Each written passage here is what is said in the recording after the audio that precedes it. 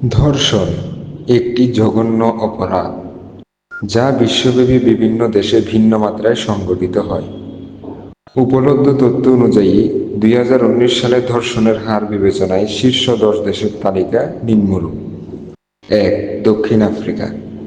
প্রতি 1 লাখ নারীর মধ্যে 132 জনেরও বেশি ধর্ষণের শিকার হন।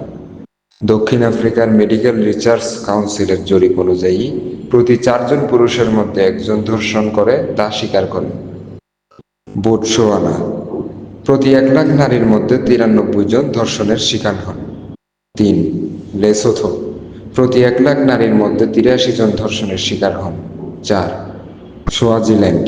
প্রতি 1 লাখ নারীর মধ্যে 78 জন ধর্ষণের শিকার হন। 5. বারমুডা। প্রতি 1 লাখ নারীর মধ্যে 67 জনেরও বেশি ধর্ষণের শিকার হন। এছাড়াও তা নয়। 6. সুইডেন। প্রতি 1 লাখ নারীর মধ্যে 63 জনেরও বেশি ধর্ষণের শিকার হন। 7. সুরিনাম। প্রতি 1 লাখ নারীর মধ্যে 45 জন ধর্ষণের শিকার হন। 8. কোস্টারিকা।